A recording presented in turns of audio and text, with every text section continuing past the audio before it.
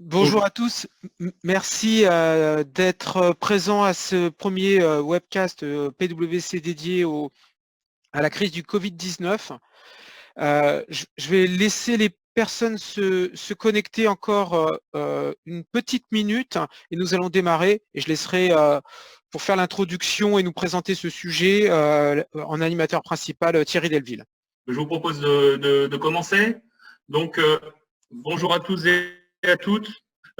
Bienvenue sur ce webcast spécial gestion de crise Covid. Nous avons mobilisé toutes les expertises qui se présenteront et qui vont enchaîner autour des thématiques RH, gestion de crise, droit social, juridique, trésorerie, supply chain. Vous aurez d'abord des réponses aux questions qui ont été posées. On vous remercie pour les nombreuses questions que vous nous avez adressées. Vous êtes plus de 400 personnes connectées, donc on va essayer d'être très synthétique dans nos propos sur les différentes interventions. Cette session est prévue pour une durée d'environ 40-45 minutes. Je vais commencer en premier lieu par vous parler de gestion de crise. Alors, pour des raisons de fluidité, je vais couper la représentation vidéo et rester uniquement en audio. Merci de commencer la présentation de la première slide. Merci. Donc, d'abord, nous sommes dans une situation assez inédite et il faut bien reconnaître que la plupart des organisations ont évidemment sous-estimé l'ampleur de la crise que nous traversons et que la plupart des scénarios, des plans, notamment de continuité de l'activité autour de la gestion de crise préexistants ne sont évidemment pas adaptés, voire complètement obsolètes par rapport à la situation et à la crise et à ses impacts. Les cellules de crise, ce que l'on observe chez les clients qui nous sollicitent, c'est qu'elles éprouvent évidemment beaucoup de difficultés à sortir des procédures préexistantes et que là, évidemment, on est dans un contexte où il faut être véritablement dans une organisation plus réactive et je dirais appuyer sur le facteur humain et dans une innovation pour véritablement répondre et s'adapter en permanence aux situations qui évoluent dans à peu près tous les secteurs. Donc les équipes évidemment doivent traverser aussi des difficultés pour se réunir à travers notamment le confinement et les effets sur le télétravail. Et ce qui est important évidemment, c'est de faire face et d'éviter ce sentiment de paralysie qui empêche d'avancer, de définir des plans d'action, de travailler et surtout de suivre les actions quand elles ont été décidées. Un important point nous semble aussi devoir être évoqué sur la relation avec les fournisseurs et sous-traitants qui doit être absolument maintenue. Il est important que l'écosystème de l'entreprise soit véritablement intégré à la stratégie de gestion et de réponse à la crise. Donc du coup, effectivement, c'est un thème récurrent dans la gestion de crise, mais là en particulier, la communication vers les employés, travailler véritablement sur plus de clarté et d'empathie dans la communication, sur la prise en compte évidemment des nombreuses réglementations, évolutions qui sont impulsées notamment par évidemment le gouvernement. Et il est important aussi d'avoir un suivi, d'avoir aussi un reporting. Le reporting traditionnel n'est pas forcément adapté dans un contexte où on a énormément d'informations qui tombent et où évidemment il est important de prioriser et d'assurer un reporting qui soit pertinent à la situation que nous traversons. Slide suivante. Je vais essayer de mettre le micro parce qu'on va avoir du mal, j'espère. La slide suivante sur les actions clés qui nous paraissent évidemment essentielles à mettre en place, donc toujours dans un contexte général de cette gestion de crise, c'est d'abord évidemment l'organisation, s'organiser, travailler en équipe. Il est essentiel évidemment de définir des rôles clairs, d'évaluer la situation. Nous préconisons chez PwC d'avoir une approche, une méthodologie très dynamique qui permette véritablement de répondre à travers un dispositif beaucoup plus dynamique de réactivité et d'état d'esprit qui permettent de vraiment répondre et d'évaluer les situations. Travailler évidemment sur le leadership de l'animation de la crise et de son pilotage. Il est important évidemment que le top management s'implique et que évidemment l'organisation ait le sentiment que clairement cette crise est prise en main, avec aussi une organisation intrinsèque aux équipes qui sont engagées dans cette gestion de crise. Il faut prévoir la durée, il faut faut prévoir de travailler dans la durée. Ça veut dire aussi avoir des backups sur les pilotes des différents canaux d'organisation de la crise. Il faut travailler, on est dans un environnement où évidemment les procédures doivent être clairement établies pour pouvoir décider et suivre les décisions prises et bien entendu travailler sur plan de communication qui soit adapté aussi à la fois en interne comme en externe aux différents intervenants qui animent la cellule de crise, mais surtout à tous les canaux qui évidemment sont concernés, qui doivent donc remonter l'information et pouvoir permettre de communiquer efficacement. Dernier point, c'est quelles sont les grandes questions à se poser autour de cette gestion de crise. D'abord, évidemment, c'est est-ce que toutes les urgences sont bien prises en compte et surtout, sont-elles traitées une fois qu'elles ont été identifiées? Le travail sur l'animation de la crise et le pilotage de la crise avec la hiérarchie est tout à fait essentiel. Il reste évidemment, parce qu'on est dans un contexte où il peut, sur ce deuxième point particulièrement, on peut être amené à prendre des décisions très très rapidement, à faire tomber des barrières techniques, notamment dans le domaine du télétravail. On lève des barrières, notamment de sécurité. Il est essentiel évidemment que tout ça soit validé, reporté, monitoré. Et donc évidemment, est-ce qu'on implique évidemment toutes les ressources nécessaires pour faire face à la situation? Dans l'animation de la crise, forcément, l'organisation doit être agile et adaptée en permanence, mobiliser les expertises, savoir intégrer des gens qui n'étaient pas prévus au départ et qui vont renforcer parce que, évidemment, on est dans une situation extrêmement évolutive. Donc voilà, est-ce que les parties prenantes ont été bien identifiées? Avons-nous pris toutes les initiatives nécessaires pour les rassurer, pour garantir aussi ce lien? Les scénarios d'évolution, évidemment, doivent être anticipés. Il faut se maintenir informé des évolutions, notamment externes, des nouvelles menaces. On sait que dans le domaine de la sûreté, dans le domaine de la cybersécurité, aujourd'hui, il se passe des choses. Il faut rester tout à fait attentif aussi à des menaces qui s'ajoutent aux menaces actuelles, aux menaces, je dirais, habituelles. L'aspect, évidemment, l'environnemental autour de l'opinion publique, des victimes et des risques qui peuvent éventuellement impacter l'aspect réputationnel doivent être aussi tout à fait pris en compte dans ce contexte. Et toutes je dirais les derniers points qui me semblent absolument importants, mais qui sont évidemment majeurs dans toute gestion de crise et en particulier dans celle-là, c'est est-ce que toutes les ressources, fonctions et activités critiques ont été identifiées? Le mode dégradé, évidemment, doit être implémenté et, bien entendu, orienté régulièrement pour préparer ce qui va être un élément clé de la gestion de crise, c'est la sortie de crise et la reprise d'activité. Voilà en quelques mots les points qui sont à prendre en compte dans la gestion de crise et dans une approche qui doit être extrêmement agile pour véritablement faire face à une situation qui, bien pour la plupart et pour quasiment tout le monde, est assez inédite. Si vous avez des questions, alors je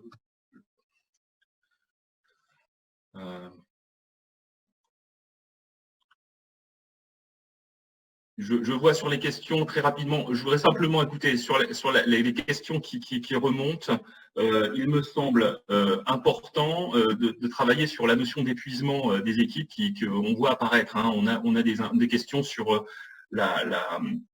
les structures de crise et notamment les cellules de crise qui fatiguent et qui aujourd'hui commencent à rencontrer des difficultés de fonctionnement. Il est évidemment essentiel de prévoir des backups. Il faut absolument qu'on ait des suppléants aux pilotes des streams de ces cellules de crise. Il faut véritablement travailler aussi sur des rotations et savoir mobiliser des compétences, comme je l'ai dit, des compétences externes qui au fil de l'évolution de la situation, permettre de soulager et de répondre plus efficacement aux problèmes qui sont posés. Voilà une recommandation qu'on peut faire sur les difficultés que rencontrent actuellement les cellules de crise. Je vous propose de passer maintenant au volet RH avec Jean-François Marty qui va prendre la suite. Oui, bonjour à tous. Donc effectivement, un point important dans cette crise, ce volet RH, et notamment le basculement extrêmement immédiat et très peu préparé d'une expérience de travail qui était telle qu'on l'a connue, à tout d'un coup une expérience de travail qui quasiment du jour au lendemain est devenue une expérience de travail à distance, en mode isolé, avec une adaptation plus ou moins efficace aux différents outils. Donc, ce qui nous semble important, c'est qu'il y ait en fait une adaptation très rapide à cette situation et que même à distance, on puisse retrouver les façons de fonctionner qu'on a pu connaître et que surtout on puisse mobiliser l'ensemble des équipes autour de ça. Donc la façon dont nous on conseille de travailler là-dessus est déjà d'avoir on a mis en place un mode de travail en sprint où en fait on a un premier temps où ce qui est important, c'est avec les décisionnaires en fait d'identifier quels sont vraiment les sujets vitaux à identifier. Une fois que ces sujets vitaux sont identifiés, c'est extrêmement important sur ce cadre qui a été posé déjà, d'aller à l'écoute, même si c'est à distance, aller à l'écoute des collaborateurs et de voir ce qui remonte sur ce sujet-là. Donc cette notion d'écoute nous semble extrêmement importante. Et une fois qu'on a bien posé le problème à résoudre en priorité, parce qu'il est le problème qui sera vital pour l'entreprise, est-ce que c'est la continuité de l'activité à distance ou au contraire de toujours assurer une activité physique, est-ce que ça représente comme impact? C'est ensuite de se mettre en mode de travail, sur un mode très très sprint pour être adapté à la crise et de générer un maximum de solutions avec les équipes. Nous on recommande de mettre en place un groupe d'une dizaine de personnes, vraiment constitué du terrain, sur lequel ils vont travailler pendant 2 ou 3 jours sur la problématique qui a été identifiée. Et ensuite, dans ce mode sprint, une fois qu'on a fait remonter vraiment toutes les idées du terrain, d'avoir aussi des prises de décision et d'implémenter, et tout ça dans un mode commando. Donc s'adapter complètement à ce mode commando en 3 à 4 jours, en embarquant, en étant très très très fédérateur, en embarquant à la fois les décisionnaires dans leur rôle de décision et les gens du terrain dans leur rôle de remontée et de pousser des solutions opérationnelles pour les décideurs. Donc nous, par rapport à ce qu'on propose, ce qu'on propose là-dessus, c'est effectivement toute la mobilisation du réseau, c'est-à-dire que à la fois le multicompétence qui peut être apporté en fonction des sujets qui seront remontés, la mobilisation aussi du côté très très international, c'est-à-dire qu'on a à travers le réseau des gens notamment en Asie qui ont pu expérimenter ce type de nouvelle expérience de travail un peu avant nous, et donc il y a déjà aussi en fonction des problématiques qui sont remontées énormément de choses qui peuvent être en fonction des contextes peut-être un enseignement dont on peut tirer de pays qui ont pu vivre cette crise un petit peu avant nous. L'autre élément qui est aussi important, c'est l'outillage en fait. L'outillage, alors qui est devenu complètement virtuel, mais que finalement on peut un peu aider à travers tout, on peut retrouver de manière très très virtuelle tout ce qu'on était capable de faire, c'est-à-dire capable de tenir effectivement des réunions en visioconférence comme on fait là. Ça, c'est pas encore le plus compliqué parce qu'on y arrive plus ou moins, mais surtout aussi d'avoir en virtuel des outils qui permettent de collaborer, de prendre des décisions, de brainstormer, de générer des solutions. Donc là, on est sur, on va dire, sur une génération d'outils un petit peu plus avancés, type Klaxoon, ce genre de choses, où c'est aussi extrêmement important d'avoir ces éléments-là et d'avoir aussi pouvoir faire à distance la partie aussi prise de décision. Donc tout ce processus d'outils de comment on communique, comment finalement on fait travailler ensemble des gens pour générer des idées et comment on prend des décisions, c'est des outils qui existent et qu'on est aussi capable de mettre à disposition. Voilà très rapidement sur la partie RH les échanges qu'on voulait voir avec vous, et si vous avez des questions, n'hésitez pas.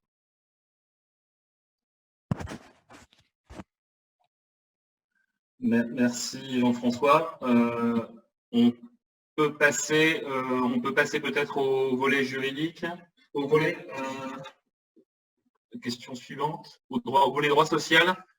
C'est Corinne qui évoque ce point. Oui, merci Thierry. Donc pour les aspects droit social, je vais essayer de relever le challenge de synthétiser l'ensemble des mesures sociales qui ont été prises par le gouvernement ces derniers jours et qui vont continuer à être prises, puisqu'on attend encore dans les prochains jours des textes très importants, notamment sur l'activité partielle et le chômage partiel. Donc, toutes ces mesures sociales, elles sont faites pour faire face à la situation économique difficile qui est actuellement subie par les entreprises, et elles sont de plusieurs ordres. Ce que je vous propose d'évoquer, c'est d'abord les mesures phares de ces textes et ensuite de faire un focus un peu spécifique sur l'activité partielle, parce que je pense que voilà, autour de cette webcast, et c'est les questions qui sont déjà remontées, et je vous remercie beaucoup pour avoir posé autant de questions sur ces sujets-là, mais c'est vraiment le sujet de l'activité partielle qui préoccupe beaucoup aujourd'hui les entreprises, la façon de la mettre en place, les équipes que l'on peut mettre. Voilà, donc moi je vais insister sur les grands principes et essayer de répondre à vos questions peut-être un peu plus spécifiques. Donc tout d'abord les mesures phares. Il y a un premier bloc de mesures qui concerne tout ce qui est congés payés, RTT, jours de repos, des cadres au forfait notamment, et le compte épargne-temps. L'objectif, c'est de permettre à l'employeur d'imposer aux salariés de pouvoir poser ces jours-là pendant la période de confinement et de baisse d'activité. Pour ce qui concerne les congés payés, les textes exigent un accord d'entreprise ou à défaut un accord de branche. Et donc ça limite un petit peu la décision unilatérale de l'employeur sur ce sujet des congés payés. En revanche, sur tout ce qui est RTT, jours de repos, compte épargne-temps, ça se peut être imposé par l'employeur, par une décision unilatérale, dans la limite de 10 jours et lorsque l'intérêt de l'entreprise le justifie, eu égard aux difficultés économiques liées à la propagation du Covid-19. Je prends soin d'insister sur ce sujet des difficultés économiques parce que il n'y a pas d'automaticité et c'est un peu le fil rouge de l'ensemble des mesures du gouvernement à ce sujet-là, à part pour les entreprises qui ont été fermées par décision préfectorale. Mais pour les autres, il faut quand même démontrer des difficultés économiques et on est un peu dans ce que l'on connaît pour les licenciements pour motif économique. Il n'y a pas d'automaticité. La durée du travail dans les secteurs sous tension, type la filière alimentaire, il y a eu aussi des dispositions qui ont été prises pour augmenter les durées maximales et faire des dérogations au repos dominical. Un autre point important en termes de trésorerie, c'est sur la participation et l'intéressement, puisqu'il a été autorisé de reporter le paiement de ces sommes jusqu'au 31 décembre 2020. Et enfin, pour ce qui concerne l'URSSAF et les cotisations sociales, et ça, je pense que vous en avez tous entendu parler, c'est la possibilité de reporter ou de moduler le paiement des charges sociales jusqu'à 3 mois, et y compris les charges sociales salariales, ce qui est relativement inédit. Ce que je vous propose maintenant, c'est de faire un petit focus sur l'activité partielle. Tout d'abord, qu'est-ce que l'activité partielle et quand est-ce qu'on peut y recourir? Donc l'activité partielle, c'est deux modalités. Soit je réduis les horaires de travail, soit je ferme temporairement tout ou partie d'établissement. L'activité partielle s'applique aux salariés qui possèdent un contrat de droit français, mais exécuté sur le territoire français. Et les forfaits jours, aujourd'hui, sont exclus de l'activité partielle sous la modalité réduction d'horaire, mais devraient réintégrer le dispositif avec le décret qui serait pris dans les prochains jours. Donc tout semble, en tout cas les voyants sont au vert là-dessus, puisque même les dernières informations communiquées ce matin, en tout cas via les ministères, semblent bien confirmer que les forfaits jours qui étaient exclus auparavant pourraient désormais bénéficier de l'activité partielle, même quand on parle simplement de réduction horaire et pas de fermeture d'établissement.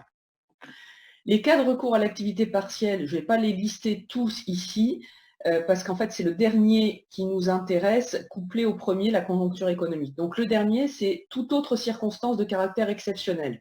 Le ministère du Travail a bien dit que le Covid-19 était une circonstance de caractère exceptionnel, qui va automatiquement donner droit à l'activité partielle pour les entreprises qui ont été obligées de fermer, ou qui ont des établissements qui ont été obligés de fermer par les décisions administratives.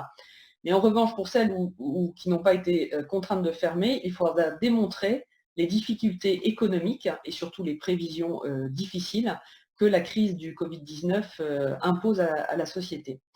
L'activité partielle est collective, et ça c'est très important, ce sont des unités de travail, des services qui doivent être concernés. On ne peut pas choisir des salariés au sein de l'entreprise en se disant l'un est en activité partielle, l'autre pas, il y a un caractère collectif. Donc il faut au moins une unité de travail. Et ensuite temporaire, en principe aujourd'hui pour 6 mois, mais ça devrait être étendu à 12 mois. Ensuite, comment est-ce que je mets en place l'activité partielle? Aujourd'hui, il faut une consultation préalable du CSE. Le gouvernement devrait prendre un décret qui permet la consultation a posteriori du CSE compte tenu des circonstances. Donc on devrait avoir 2 mois pour consulter le CSE, même une fois la demande d'activité partielle faite. L'activité partielle, et ça c'est un point fondamental, nécessite une autorisation administrative préalable. Le délai d'instruction aujourd'hui est de 15 jours, il devrait passer à 48 heures, mais il faut bien faire cette demande. Alors il y a des portails en ligne pour faire ce type de demande, il faut joindre toutes les pièces justificatives, mais il faut bien l'autorisation préalable de l'administration. Le silence de l'administration, donc au bout des 48 heures qui devraient être mis en place, vaut acceptation de la demande. En cas de décision d'autorisation, l'employeur fait ensuite une demande d'indemnisation au titre de l'allocation partielle d'activité. Donc ça, c'est tout le dispositif qui vous permet d'avoir une aide de l'État pendant cette période de chômage partiel. Donc on va voir la partie sur la rémunération de l'activité partielle. On peut passer au slide suivant. Voilà, donc ce qu'il faut bien distinguer, c'est l'indemnisation des salariés d'une part, et ensuite l'allocation qui est versée par l'État à l'employeur. Parce que c'est vrai que là aujourd'hui, dans la presse, on voit beaucoup de choses et parfois des amalgames. Donc tout d'abord, qu'est-ce que l'employeur doit verser aux salariés pour les heures en chômage partiel, c'est-à-dire les heures chômées à ce titre-là? Il doit verser 70% de la rémunération brute horaire du salarié. Comme cette allocation et cette indemnité n'est pas soumise à charge sociale, elle est simplement soumise à CSG, CRDS, au taux de revenu de remplacement, cela correspond à peu près 84% de la rémunération nette du salarié. Ensuite, l'employeur, et c'est là où le gouvernement et l'État va faire un effort sur l'indemnisation, l'employeur va percevoir une indemnité versée par l'État. Et là, cette indemnité, elle peut être portée à 4,5 fois le SMIC, alors qu'aujourd'hui, c'est 7 € et quelques par heure. Là, on va monter à 4,5 fois le SMIC. Alors, qu'est-ce que ça veut dire? C'est 70% de ces 4,5 fois le SMIC, ce qui équivaut à 4 849 comme montant de l'aide, 4 849 € par mois, comme montant maximum de l'aide que peuvent percevoir les employeurs, ce qui correspond à 70% de presque 7 000 €, équivalent aux 4,5 fois du SMIC. Voilà ce que je voulais vous dire vraiment sur l'activité partielle. Alors c'est l'essentiel, hein, c'est brossé très rapidement, mais je pense que ce qu'il faut retenir véritablement, c'est soit mon entreprise a été contrainte de fermer par décision administrative et là, l'activité partielle, vous l'avez automatiquement. Et dans tous les autres cas, il faut quand même prendre soin de monter un dossier très précis sur les conséquences et l'impact de la crise du Covid-19 sur la situation économique et financière de l'entreprise. Voilà, donc je suis à votre disposition pour peut-être répondre à quelques questions. Oui, merci. Merci Corinne. Justement, une question posée par ATC, sont certainement des initiales. Les salariés cadres sous forfait jour peuvent-ils bénéficier du chômage partiel? Alors, sûrement à partir de demain. C'est-à-dire qu'aujourd'hui, dans l'état actuel des textes, les forfaits jours peuvent en bénéficier uniquement s'il y a une fermeture complète de l'entreprise ou de l'établissement. Et ils ne sont pas éligibles à l'activité partielle quand la société décide simplement de réduire ses horaires. Par exemple, je mets la société à mi-temps. Mais honnêtement, c'est ce que je disais tout à l'heure, l'ensemble des voyants sont au vert. Il semblerait que le décret là, qui est en préparation permette au forfait jour d'avoir également accès à l'activité réduite. Voilà. Merci Corinne. Je propose de passer au sujet suivant, donc juridique avec Sandrine Culafros qui intervient. Sandrine, c'est à toi. Oui, bonjour à tous. Alors, sur la partie juridique, on a, compte tenu du temps qui nous est imparti, décidé de faire un focus particulier sur 2 grandes thématiques. Le sort des contrats en cours et la gestion des risques juridiques liés au système d'information, que ce soit dans le cadre de traitement de données à caractère personnel pour les besoins de la gestion de la crise sanitaire, ainsi que pour les modalités d'utilisation d'outils informatiques dans le cadre du télétravail généralisé. Donc, s'agissant du droit des contrats, il y a d'abord une précaution à prendre, c'est que en dehors des outils juridiques que je vais vous exposer là, il faut toujours apprécier le contrat et les relations contractuelles dans leur ensemble, donc analyser les différentes clauses qui permettent de réviser et de résilier un contrat en cas de changement de circonstances imprévisibles. Je pense notamment aux clauses de rendez-vous, aux clauses de renégociation, aux clauses de hardship, donc qui seraient très particulières à un type de situation. S'agissant de la force majeure, donc la force majeure, c'est un événement qui doit échapper au contrôle du débiteur, donc c'est-à-dire que le débiteur n'a pas de contrôle sur l'événement. Il doit être imprévisible, hein, c'est un événement qui ne pourra pas être prévu au moment de la conclusion du contrat. Il ne faut pas que ces effets puissent être évités par des mesures appropriées, donc il y a un caractère d'irrésistibilité. Et l'exécution de l'obligation doit donc être matériellement insurmontable, donc totalement impossible. Les effets, les conséquences de la force majeure, c'est bien entendu l'absence de la mise en jeu de la responsabilité contractuelle et du risque d'exécution forcée. Donc si l'empêchement est temporaire, l'exécution de l'obligation est donc suspendue, à moins que le retard justifie la résolution du contrat, puisque l'intérêt de l'obligation n'existera plus. Et si l'empêchement est définitif, le contrat, lui, est résolu de plein droit et les parties sont libérées de leurs obligations.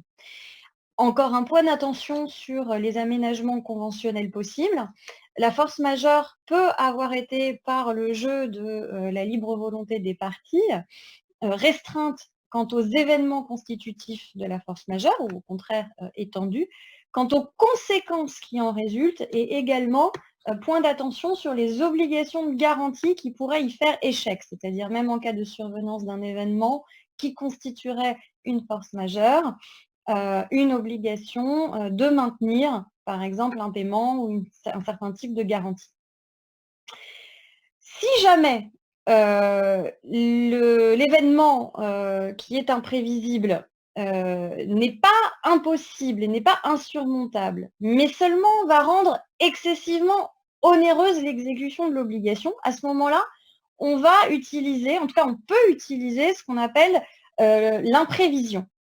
L'imprévision, c'est donc un changement de circonstance qui correspond de la même manière aux caractéristiques de l'imprévisibilité de la force majeure. La seule différence, c'est que ça rend l'exécution plus onéreuse et pas impossible.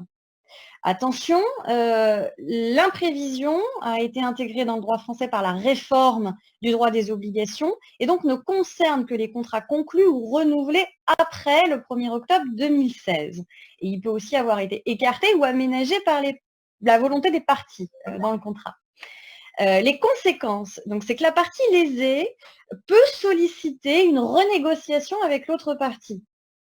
C'est simplement une possibilité de recourir à la renégociation. Et pendant le temps de négociation, il n'y a pas de suspension de l'exécution des obligations contractuelles. En cas de refus ou d'échec de la renégociation, les parties peuvent convenir de la résolution du contrat ou demander d'un commun accord au juge de procéder à son adaptation.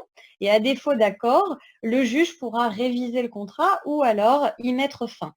Bien entendu, ce sera certainement contraint avec la capacité des tribunaux judiciaires, puisque leur activité est aujourd'hui ramenée au contentieux essentiel uniquement.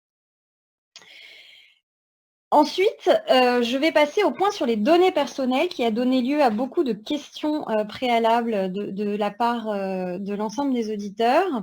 À titre liminaire, je rappellerai que le GDPR permet le traitement de données personnelles sans le consentement des personnes dans le cadre d'une obligation légale de mission d'intérêt public ou pour la sauvegarde des intérêts vitaux des personnes concernées. Donc la législation est suffisamment flexible pour pouvoir gérer les traitements de données en temps de crise sanitaire, tant qu'on respecte les principes de licéité, de minimisation et de proportionnalité. Bon, en l'occurrence, un employeur étant responsable de la santé et de la sécurité de ses agents et de salariés, il peut mettre un certain nombre de mesures de prévention pour limiter la propagation du virus, telles que la limitation des déplacements, respect de mesures d'hygiène, respect de mesures de télétravail. Donc, dans le cadre de ces mesures, l'employeur peut être amené à traiter un certain nombre de données.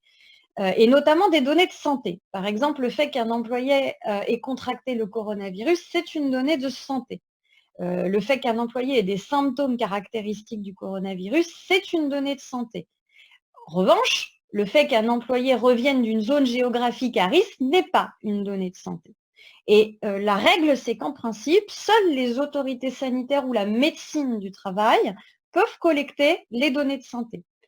Donc, d'un point de vue pragmatique, qu'est-ce qu'il est possible de faire et qu'est-ce qu'il n'est pas possible de faire? Il est naturellement possible de sensibiliser les employés, inviter les employés à communiquer une éventuelle exposition.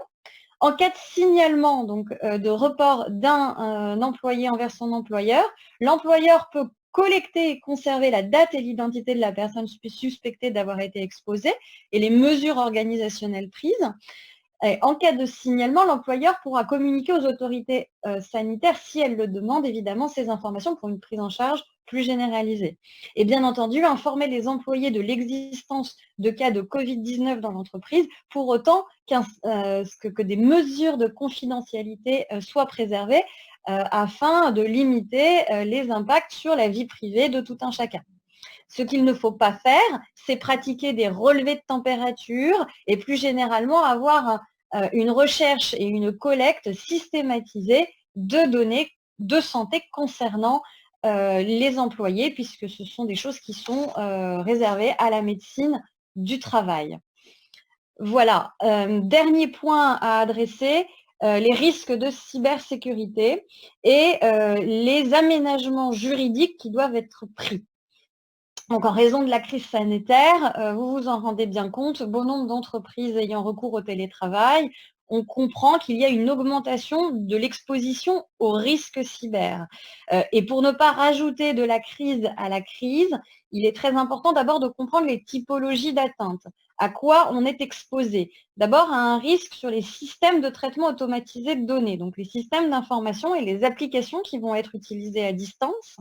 L'atteinte au patrimoine informationnel, c'est-à-dire la typologie des différentes données et documents qui seront traités par l'entreprise et via quels outils, homologués ou pas en tout cas autorisés ou pas par l'entreprise. Et enfin, attention à la protection des données personnelles, c'est-à-dire cet ensemble de fichiers de données qui peuvent circuler et qui pourront être finalement utilisés ou stockés dans des applications ou sur des supports qui n'auront pas forcément les mesures de sécurité qu'exige l'entreprise. Donc, quel encadrement juridique pour pallier à ces risques? D'abord, la qualification des informations, c'est-à-dire s'interroger sur les informations et les types de documents qu'il faudra protéger en priorité et qui devront être stockés et traités dans le cadre d'applications uniquement autorisées par l'entreprise et avec des conditions d'accès et de traitement autorisées par l'entreprise et précisées d'ailleurs bien souvent à la fois par la direction des systèmes d'information et la direction juridique. La sensibilisation des utilisateurs et l'encadrement de ce qu'on appelle le shadow IT, c'est-à-dire toutes les applications qui pourraient être utilisées à titre privé. Souvent, ce sont des applications gratuites de stockage qui ne correspondraient pas dans un usage gratuit aux standards de sécurité requis, justement, pour supporter de telles informations. Enfin, d'un point de vue plus spécifique à la direction juridique, des instructions d'application de la charte informatique. Donc déjà s'interroger si elle était suffisamment à jour pour supporter un usage du télétravail généralisé et en préciser les modalités d'application le cas échéant. Un autre point, ce sont les potentielles mises en œuvre des polices d'assurance en matière de préservation du patrimoine informationnel. Est-ce qu'il y a des restrictions? Est-ce qu'il y a des mesures de sécurité particulières qui sont des conditions de la couverture en matière de sinistre pour pouvoir bien s'assurer que pour les documents les plus à risque, on a bien respecté les mesures de sécurité pour être couvert en cas de problème. Donc, n'hésitez pas à vous rapprocher de la DSI. Les directions juridiques doivent être embarquées sur ces sujets afin d'appréhender le plus tôt possible les risques cyber. Merci Sandrine. Beaucoup de questions autour de la force majeure. Est-ce qu'un client peut annuler une commande en prétextant la force majeure? Tu as déjà apporté des éléments de réponse, mais cette question nous est posée par M. Esther. Mathieu nous pose une autre question. Quelle est la recevabilité des demandes de report d'échéance des clients? Voilà, donc je lis une question sur ce sujet. Oui. Alors, je vais essayer de répondre le plus globalement possible à ces trois questions qui pourraient faire l'objet de développement par elles-mêmes, hein, d'ailleurs. Peut-être en précisant les caractéristiques de la force majeure, notamment l'imprévisibilité et ce qu'on appelle l'insurmontabilité. S'agissant de l'imprévisibilité, ce n'est pas tellement l'existence ou le début de l'épidémie, ce sont ses effets, c'est-à-dire le moment où il est devenu prévisible que l'épidémie était susceptible d'empêcher l'exécution d'un contrat. Donc, par exemple, en aboutissant à un confinement. Donc, il n'y a pas de vérité absolue, mais il y a quand même des dates qui jalonnent un petit peu l'historique de cette épidémie. Il y a notamment le 31 janvier l'Organisation mondiale de la santé qui a qualifié l'épidémie d'urgence de santé publique à portée internationale. Il y a également cette date du 12 mars qui est une date qui vaut dans les différentes ordonnances qui ont été adoptées par le gouvernement récemment. Tout ça, ce sont des indices permettant de caractériser l'imprévisibilité. Quant à l'insurmontabilité, ce qui est important, c'est que on doit vraiment considérer l'impossibilité matérielle de réaliser une obligation. Ça veut dire que la force majeure, en principe, exclut les obligations de payer une somme d'argent. Hein. La force majeure ne concernerait que les prestations matérielles et non les paiements de sommes d'argent. Donc, les difficultés financières ne peuvent constituer un cas de force majeure, par exemple, sauf dans les cas où le gouvernement a décidé de réglementer très précisément le report ou la suspension d'un paiement. Je pense notamment à l'ordonnance qui régule le paiement des loyers, mais uniquement pour les TPE. Hein, c'est très important pour les très petites entreprises. Donc, le champ d'application est quand même réduit. Voilà, donc ça, ce sont des éléments qui permettent d'apprécier finalement la portée de la force majeure et la manière dont on peut l'appliquer. Merci Sandrine. Alors, avant de passer la parole à Sébastien Dalle sur les enjeux de trésorerie, je voudrais repasser la parole parce que, comme on dit à la télévision, priorité à l'actualité, et pendant que nous parlons, en fait, des décrets tombent et donc vont permettre notamment de compléter le propos que Corinne a évoqué sur les activités partielles, d'activités de travail à temps partiel. Donc, je te repasse la parole, Corinne, avant de passer la parole à Jean-François sur la trésorerie. Oui, juste quelques secondes vraiment pour vous signaler que pendant qu'effectivement nous parlons là autour de cette webcast, le décret sur l'activité partielle est paru. Une lecture très rapide, je pense que tout ce que je vous ai annoncé est bien confirmé. Enfin, néanmoins, il faut le lire un peu plus attentivement. Et là, je fais un petit teasing aussi. On va refaire une webcast lundi après-midi sur ces sujets de façon plus précise. Voilà. Et je ne prends pas la parole plus longtemps. Oui, merci Corinne. Juste peut-être une petite précision pour beaucoup de questions sur effectivement, vous aurez le support disponible à la fin de cette webcast. On va prolonger, compte tenu des questions, de nombreuses questions que vous posez, on va prolonger d'une dizaine de minutes. Et donc voilà, je veux juste vous rassurer sur le fait que nous allons répondre au maximum de questions et en prolongeant un peu. Et maintenant, on va aborder les enjeux de trésorerie et besoins en fonds de roulement. C'est Sébastien Dalle qui vous en parle. Merci Thierry. Sur la trésorerie, on commence par une courbe qui, je pense, ne vous étonnera pas, hein, qui est ce qui se passe aujourd'hui dans la trésorerie de la plupart des entreprises, à part celles qui fabriquent des masques peut-être. La position de trésorerie se dégrade rapidement pour toutes les activités qui sont freinées. Et l'enjeu évidemment des prochaines semaines, ça va être de garder le contrôle et d'éviter la sortie de route vers l'insolvabilité. Sachant qu'on s'attend, alors évidemment, on ne sait pas exactement sur quelle échéance de temps, mais on s'attend quand même à un rebond brutal de l'activité, assez vigoureux, on va dire, de l'activité dès la fin des mesures de confinement. Mais tout l'enjeu, c'est d'arriver à maîtriser la période où la trésorerie fond comme neige au soleil et à se préparer à financer le besoin en fonds de roulement de la période de rebond, puisque forcément, c'est au moment où les activités vont redémarrer que les besoins en fonds de roulement vont se reconstituer et vont donc tirer sur la trésorerie.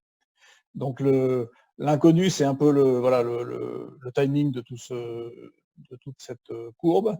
Et évidemment, pendant toute cette période, ce qui est essentiel, hein, c'est d'être capable pour l'entreprise d'informer son environnement pour montrer qu'on reste en contrôle et qu'on n'est pas en train de basculer dans quelque chose de plus grave.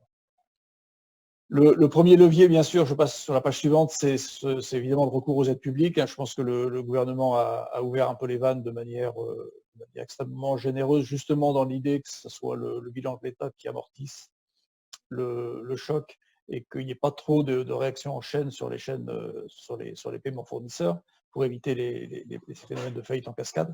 Donc Corinne a évoqué tous les sujets de report des échéances URSSAF et fiscales, hein, donc toute charge sociale, salariale, patronale, tous impôts directs. Bon, là-dessus, je pense qu'il faut aujourd'hui vraiment pas se priver d'en profiter. Et dès que vous avez le moindre doute sur le financement des semaines à venir, il faut évidemment tout geler à court terme. Ça, c'est pour le court terme. Et donc, il y a le sujet de l'activité partielle. Et ensuite, pour ce qui est du plus long terme, on va dire, enfin, le long terme étant en ce moment plutôt à l'échelle des mois que des années. Donc l'État met en place des dispositifs de prêt qui sont dans le back-office, c'est fait par BPI, mais qui est en fait une garantie d'État à 90%.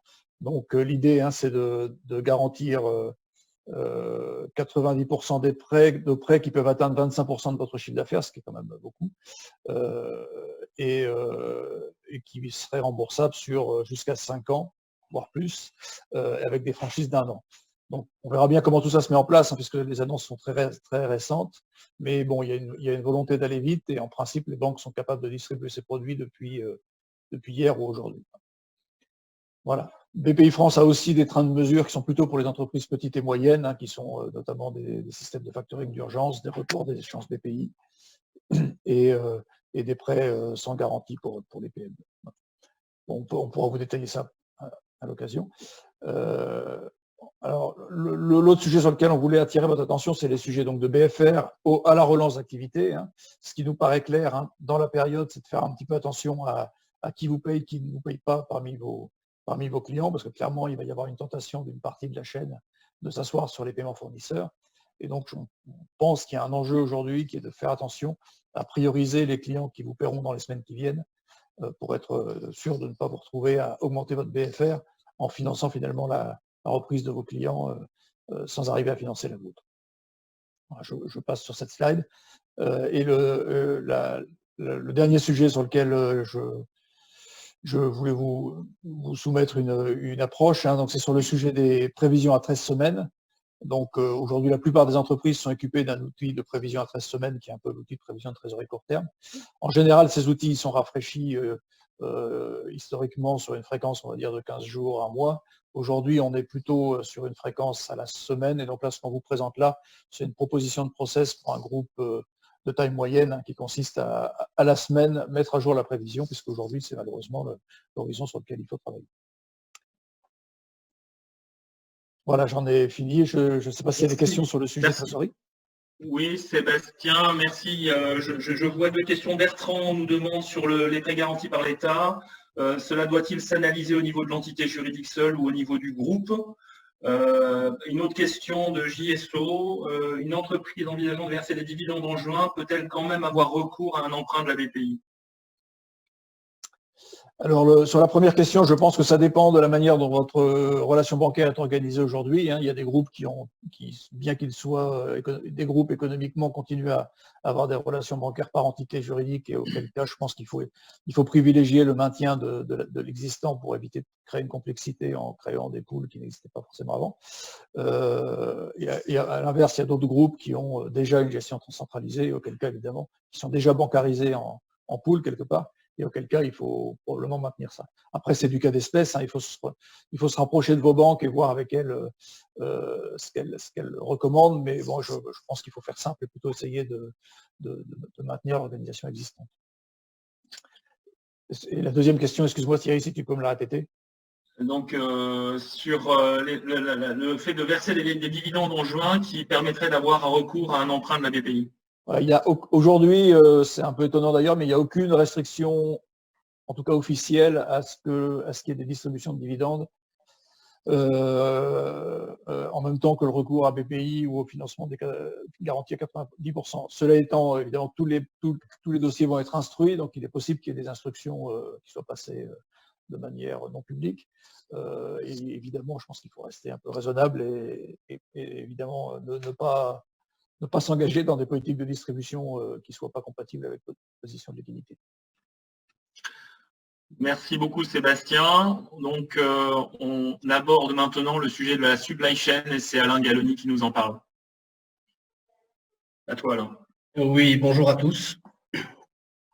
On va pouvoir se positionner sur le premier slide. Donc, les impacts de la crise Covid-19 sur les supply chains.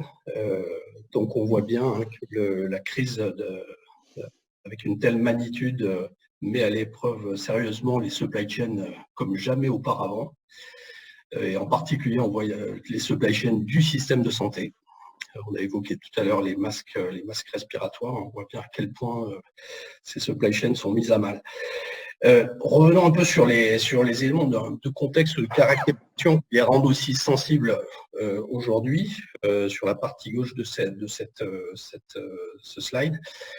Bien, on le comprend bien, c'est les années d'internationalisation qui ont conduit à modeler, à façonner des supply chains très éclatés, avec des réseaux de fournisseurs mondiaux, un recours on va dire au sourcing des pays initialement low-cost countries, mais progressivement qui se sont structurés pour devenir des clusters technologiques dont on devient très dépendant.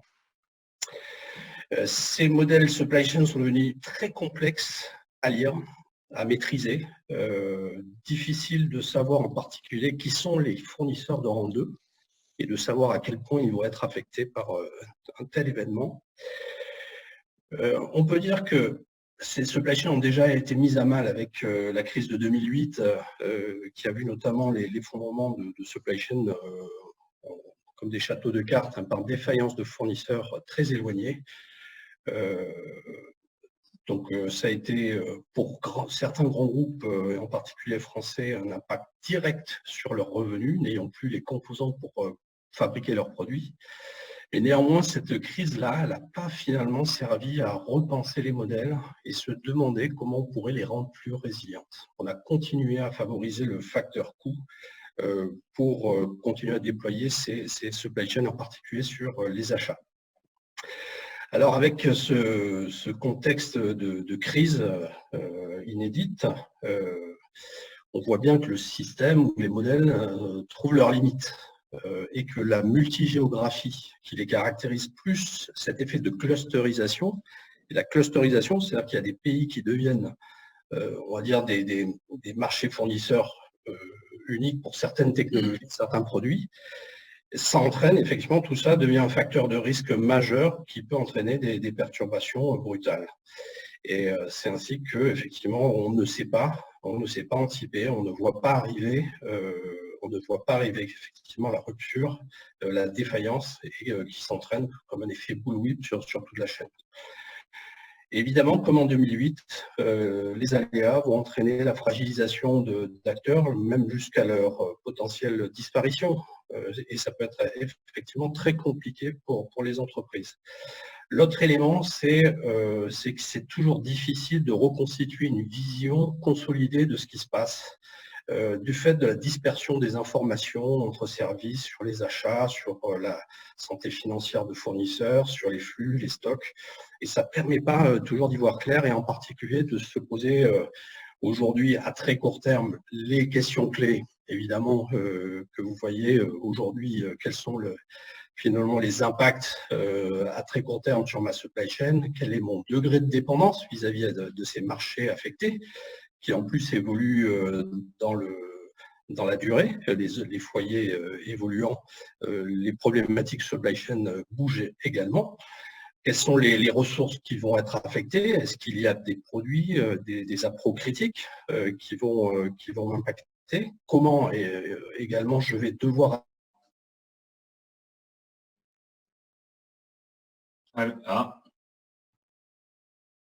Alain, on a une coupure. L'utilisation des moyens de production pose, c'est la gestion des stocks. Pardon? Donc je disais oui, la gestion des stocks, est-ce qu'elle est suffisamment résiliente et à quel moment ces ruptures vont impacter mes opérations? La question clé également de savoir quelle va être la pérennité de mes partenaires industriels après la crise. Mais au-delà de ces questions très court terme, il faut aussi et d'ores et déjà se poser la question de la reprise, parce que effectivement, du fait de ce shutdown, on va être obligé de réarmer très rapidement les activités, les opérations, pour repartir rapidement, ce qui n'est pas simple, avec deux dimensions. Il y en a une qui est les ressources, avoir les composants, avoir la main-d'œuvre, avoir les équipements, mais la deuxième, ça va être aussi, dans le cadre du déconfinement, s'assurer de disposer des moyens de protection, on en revient au masque potentiellement, pour permettre aux équipes de revenir et de leur donner confiance pour revenir dans les usines ou dans les entreprises. À moyen terme, effectivement, c'est aujourd'hui l'opportunité de se poser la question du modèle supply chain. Il y a un certain nombre d'éléments, effectivement, ici, qui montrent que leur sensibilité à des événements qui pourraient être aussi climatiques, politiques que sanitaires. Et aujourd'hui, beaucoup de clients veulent intégrer aussi la réflexion de la responsabilité sociétale et environnementale dans l'évolution de leur modèle. Donc voilà, on voit bien qu'il y a trois questions de trois natures qui se posent. Alors comment, slide suivant, comment agir pendant la crise? Nous, on distingue trois horizons d'action immédiats, prochaines semaines, prochains mois. Immédiat, on a déjà parlé de la cellule de crise. Ce qui est essentiel, c'est aussi d'intégrer dans la cellule de crise la dimension de la supply chain. C'est s'assurer que également les risques, les impacts, les actions engagées à très court terme, le monitoring soient bien intégrés dans la cellule de crise au même titre que les autres fonctions d'entreprise. À très court terme, cartographier, diagnostiquer évidemment, et on va voir qu'aujourd'hui, la data analytics, la modélisation permet très rapidement de recréer cette vision de la situation et d'anticiper ou de mesurer les impacts sur la supply chain, sur les ventes, sur les approvisionnements.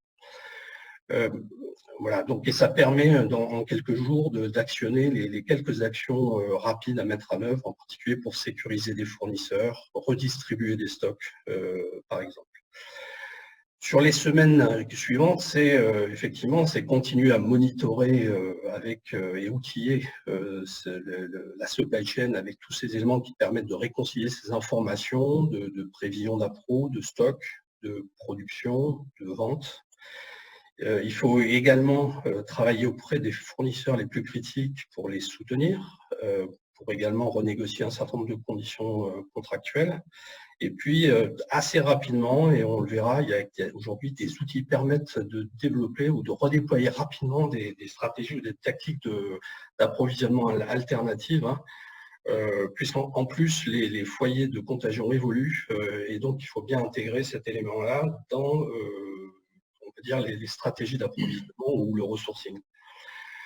Sur les prochains mois, en fait, c'est les éléments que je citais dans les questions clés, il y a le challenge de la reprise, qu'il faut absolument pas occulter, il faut l'aborder d'ores et déjà, et puis probablement avoir un peu plus de sagesse par rapport aux crises précédentes, intégrer réellement la gestion des risques supply chain, des risques fournisseurs dans les processus récurrents d'entreprise.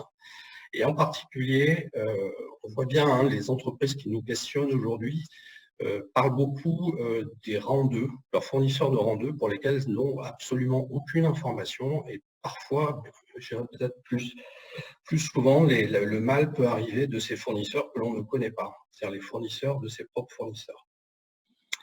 Les deux questions, ou la question qui évidemment est déjà reposée, puisqu'on intervient déjà dans la réflexion de plateformes de relocalisation d'achat, c'est de réfléchir à ces nouvelles supply chains plus résilientes, intégrant des enjeux de développement durable, et en particulier avec des enjeux de relocalisation. On revoit sur ce slide-là, en fait, les 3 temps ou 4 temps de la sécurisation du recovery de supply chain.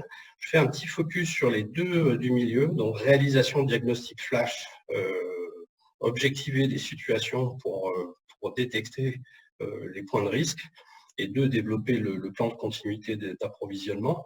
On voit qu'aujourd'hui, on est extrêmement outillé, ce qui n'était pas le cas il y a une dizaine d'années. Aujourd'hui, on peut très rapidement accéder à des informations jusqu'à des fournisseurs de rang 2 parce qu'on a des plateformes d'échange, de collecte de données, de questionnaires qui permettent d'alimenter des cartographies de risque de façon beaucoup plus fine qu'auparavant et d'avoir ça dans une logique assez dynamique. Également, la data analytics qui permet de réconcilier un grand nombre de données, y compris celles de vos fournisseurs, pour disposer d'une vision consolidée des impacts en fonction de stock. J'ai perdu. Ah voilà. Excusez-moi, je ne sais pas si... Merci Alain, merci. Une question qui nous est posée, qui aborde finalement ce que tu viens d'évoquer, sous un angle un peu prospectif et en termes d'analyse des menaces à venir. Est-ce que les perturbations actuelles en matière de logistique pourraient entraîner un grand effondrement en matière de nourriture, énergie, pétrole, médicaments? Est-ce que tu peux nous donner des éléments d'orientation sur ce sujet, sur ces risques? Excusez-moi, voilà, j'ai un petit souci technique là. Est-ce que ça peut amener un effondrement? Alors un effondrement, pas réellement, on n'a pas mesuré aujourd'hui de tendance de cette nature-là. Par contre, effectivement, puisque la crise, normalement, si on arrive à recréer les conditions d'une reprise d'activité, et on voit bien que c'est une question, la question du confinement n'est pas anodine, de la sortie du confinement, qui peut anticiper ou prévoir une vague 2 de contamination plus large. Elle est clé, c'est-à-dire se retrouver au travail de façon à prendre rapidement dans 2 mois désolé, je pense que j'ai un problème technique. Je ne sais pas si vous m'entendez. On pense qu'il est temps. Je passe si Sandrine, tu veux. Allô, Alain, est-ce que tu veux? Bon, écoutez, je suis désolé, Alain, on n'a plus de communication. Sandrine, tu voulais faire un événement spécifique côté juridique? Oui, parce que le temps nous étant compté, j'imagine, en tout cas je me rends compte que beaucoup d'entre vous avaient beaucoup de questions spécifiques en matière juridique sur autant de sujets que les tenues d'AG, les contrats, les données personnelles, les questions de fiscalité et le droit social bien entendu. Et je voulais attirer votre attention sur le fait que lundi, donc lundi prochain, une WebEx particulière et spécifiquement dédiée à cette matière sera réalisée par PwC Société d'Avocats et je vous invite tous à y participer, à renouveler vos questions et vous aurez certainement plus le temps d'approfondir les différents sujets qu'on a dû synthétiser dans le cadre de ces WebEx. Voilà, écoutez, merci à tous, merci à tous les intervenants, merci à vous tous qui allez participer à ce webcast. Nous allons évidemment préparer des éléments de réponse à toutes les questions auxquelles nous avons pu répondre. Tout cela sera évidemment les documents qui seront partagés par grands sujets. Il y a également une newsletter qui va suivre évidemment l'actualité et un webcast dédié ce lundi là, à venir, plus l'information effectivement que vient de communiquer Sandrine. Donc voilà, nous avons plusieurs rendez-vous à venir sur le suivi de cette crise. Merci beaucoup pour votre participation et nous vous donnons rendez-vous donc très prochainement pour suivre cette actualité. Merci à tous.